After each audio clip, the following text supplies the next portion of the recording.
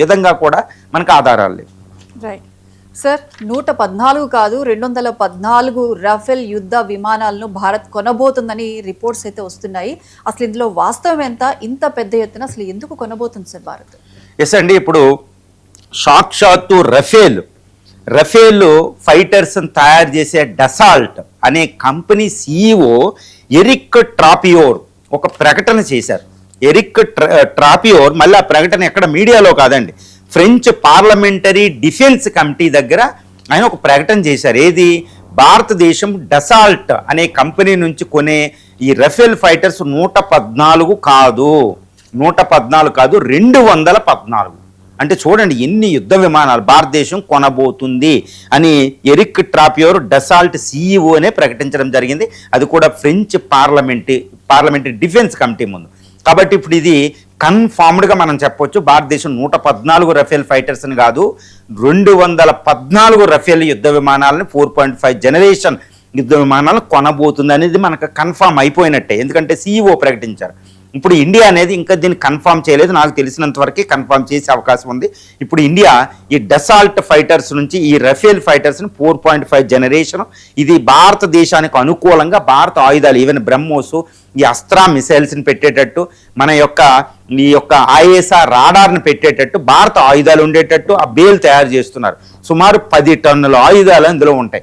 ఈ మెటియోరు హ్యామర్ లాంటి dangerous missiles ఉంటాయి. ఈ చాలా ప్రపంచంలో అత్యాధునిక air to surface missile hammer, తర్వాత ఈ మెటియోర్ మిసైల్స్.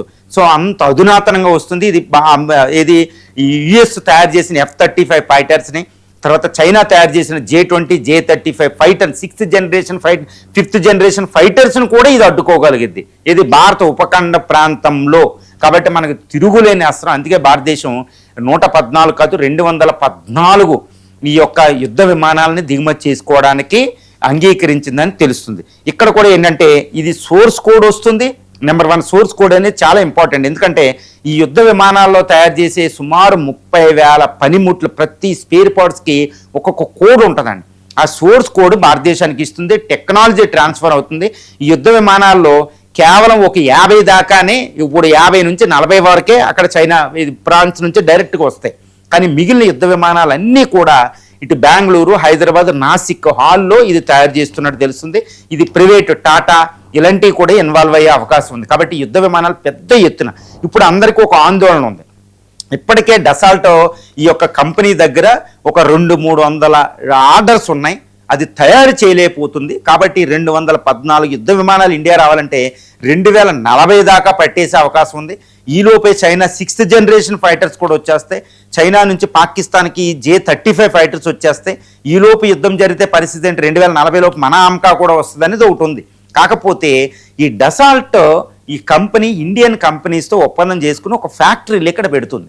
కాబట్టి ఇటు నాసిక్, హైదరాబాద్, బెంగళూరు, హైదరాబాద్ ఈ సెంటర్స్లోనే ఈ డసాల్ట్ ఈ రఫేల్ ఫైటర్స్ తయారవుతున్నాయి. కాబట్టి 2030 లోపే ఈ యొక్క 214 యుద్ధ విమానాలు భారత ఎయిర్ ఫోర్స్లోకి వచ్చేస్తాయి. కాబట్టి ఈ ఆందోళనని మనం పక్కన పెట్టవచ్చు. అందుకే దాని టెక్నాలజీ అన్నీ ట్రాన్స్ఫర్ అవుతున్నాయి. ఇటు ఆమ్కాతో పాటు ఇది కూడా వచ్చేస్తుంది. 2035కి ఆమ్కా రెడీగా ఉంటుంది. ఇండియా 6th జనరేషన్ కూడా ఇప్పుడు రెడీ చేయడానికి ఇటు జపాను, ఇటలీ, ఫ్రాన్స్తో, యూకేతో కలిపి మనం కూడా ఒప్పందం కుదుర్చుకోబోతున్నాం. సో 6th జనరేషన్ ఫైటర్ కూడా వచ్చే అవకాశం ఉంది. ఆమ్కాకి పుట్టపర్తిలో ఇది పెట్టడం జరిగింది 1,00,000 కోట్లతో. సో ఎక్కడికక్కడ సెట్ అయిపోతుంది. మరి ఎందుకు భారతదేశం 114 బదులు 214 తెచ్చుకుంటుందంటే ఈ రఫేల్ ఫైటర్ మనకి ప్రస్తుత యుద్ధావసరాలకి సరిపోతుంది. ఎందుకంటే ఇటు ఈ హిమాలయాలు టెరిటరీ కింద మనం ఉన్నాం కాబట్టి ఈ యొక్క జియోగ్రఫికల్గా చూస్తే చైనా 5th జనరేషన్ కూడా ఇది ఓడించగలిగింది, అది ఒకటి. తర్వాత ఆయుధాలతో J-35 లాంటి చైనా యొక్క 5th జనరేషన్ ఫైటర్స్ని కూడా ఇది ఓడించగలిగింది హిమాలయన్ టెరిటరీ దగ్గర. ఎందుకంటే చైనా 4,000 మీటర్లు 4 కిలోమీటర్లు ఎత్తైన టిబెటన్ నుంచి యుద్ధ విమానాలను పంపాలి భారతదేశం మీదకి. కాబట్టి అక్కడ ఆక్సిజన్ తక్కువ ఉంటుంది ఎత్తైన ప్రాంతంలో. వేరేజ్ ఇండియా గంగా మైదానంలో ఈ సముద్ర ఉపరితలాన్ని కొన్ని మీటర్ల నుంచి ఇక్కడ వెళ్ళద్ది. సో చాలా బలంగా మన ఇంజిన్ పనిచేస్తుందన్నమాట మనకు మైదాన ప్రాంతంలో. కాబట్టి చైనా యుద్ధ విమానాలు మన మీదకి రావాలంటే కొన్ని 100 యుద్ధ విమానాలు రావాలి. మనం ఇదే 50 యుద్ధ విమానాలతో కూడా వాళ్ళని ఓడించవచ్చు. సో ఇది జియోగ్రఫికల్గా ఈ డిఫరెన్స్ అనేది ఈ 4.5 జనరేషన్ రఫేల్ ఫైటర్ మనకి సరిపోతుంది మన అవసరాలకి. కాబట్టి ఇండియా చాలా జాగ్రత్తగా ఈ రష్యా యొక్క Su-57 ఈ అమెరికా F-35 ఇస్తున్నా మనం దీనికే ఎందుకు ప్రిఫర్ చేసామంటే ఈ జియోగ్రఫికల్ కండిషన్, ఇక్కడ జనరేషన్స్ ఇంపార్టెంట్గా జియోగ్రఫికల్ కండిషన్స్ ఇంపార్టెంట్ డిఫెన్స్ పరంగా చూస్తే. సో అది ఇంపార్టెంట్. రెండోది ఏంటంటే ఇది మనం అలవాటు పడి ఉన్నాం. రఫేల్ ఫైటర్ ఇప్పటికే 36 పని చేస్తున్నాయి, నేవీలో పనిచేస్తున్నాయి, ఆర్మీలో దీనికి అలవాటు పడిపోయి ఉన్నాం. కాబట్టి మన పైలట్లకి ఇది ఈజీ. తర్వాత ఫ్రాన్స్, ఇండియా, ఫ్రాన్స్ అనేది చాలా రిలయబుల్. ఇప్పుడు యుద్ధం వచ్చినప్పుడు ఆడు మనల్ని కంట్రోల్ చేయకూడదు, ఫ్రాన్స్ కంట్రోల్ చేయదు. కాబట్టి రఫేల్ ఫైటర్స్ మనం తెచ్చుకుంటున్నాం. ఇది ఆల్మోస్ట్ ఏంటంటే చాలా world's biggest father of all military డీల్స్గా చెప్పవచ్చు అనమాట ఇప్పుడు ప్రపంచంలో. అందుకే ఇండియా చాలా జాగ్రత్తగా 114 అనేది 214 అనేది ఎక్కడా ప్రకటించలేదు, కానీ జరగవలసింది జరిగిపోతుంది.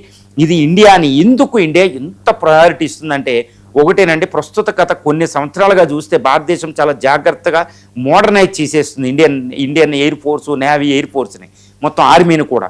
ఎందుకంటే మోడర్న్ వార్ఫేర్, డ్రోను, తర్వాత సైబర్ వార్ఫేర్ అన్నిటిలో కూడా వెళ్తుంది. ఈవెన్ న్యూక్లియర్ డాక్టరీని కూడా చాలా శక్తివంతం చేసేస్తుంది, న్యూక్లియర్ ట్రైడ్ని కూడా. ఇక్కడ ఏంటంటే పాకిస్తాన్, చైనా, బంగ్లాదేశ్తో ఈ ట్రై ఫ్రంట్ వారు మనకి ఏ క్షణంలోనైనా వచ్చేటట్టు ఉంది. కాబట్టి ఇండియా ప్రతి దానికి సంసిద్ధంగా ఉండడానికి ఇది తయారు చేసుకుంటుంది. ఇప్పుడు మన ఇండియన్ ఎకానమీ పెరుగుతుంది, ఫారిన్ ఎక్స్చేంజ్ రిజర్వ్స్ పెరిగినాయి. కాబట్టి మనం ఎంత డిఫెన్స్నైనా మనం ఇంపోర్ట్ చేసుకోగలుగుద్ది. ఆత్మ నిర్భర్ భారత్ను కూడా దీనికి అనుసంధానం చేస్తున్నారు. కాబట్టి ఒక అద్భుతం మాత్రం ఇది 114 అది 214 రఫేల్స్ అంటే ఇక పాకిస్తాన్, చైనా కలిసి వచ్చిన భారతదేశాన్ని ఓడించడం అసంభవం అని అయితే చెప్పొచ్చు. తర్వాత ఈ టెక్నాలజీలో 50% టెక్నాలజీ ఇందులో భారత ఇండస్ట్రీస్ నుంచి ఉంటుంది. కాబట్టి ఆత్మనిర్భర్ భారత్ అంటే కొనేది విదేశీ విమానం, కానీ తయారీ ఇండియాలో, దాని టెక్నాలజీలో స్పేర్ పార్ట్స్ అన్నీ ఇండియాలో తయారవుతున్నాయి. ఇండియన్ కంపెనీస్ ఇన్వాల్వ్ అవుతున్నాయి డసాల్తో. కాబట్టి ఇది భారత స్వదేశీ విమానంగా చెప్పొచ్చు కూడా. రఫేల్ యుద్ధ విమానం చాలా జాగ్రత్తగా డిఫెన్స్ విధానం ఉంది, ఒక అద్భుతమైన డిఫెన్స్. సో పాకిస్తాన్, చైనా, బంగ్లాదేశ్తో యుద్ధం ఏ క్షణం వచ్చినా మనం ఎదుర్కొనే విధంగా ఇండియా ఇప్పుడు రెడీ అవుతుంది. రైట్ సార్, న్యూ క్వాడ్ కమిటీతో అమెరికా అధ్యక్షుడు డొనాల్డ్ ట్రంప్కి షాక్ ఇస్తూ ఇటు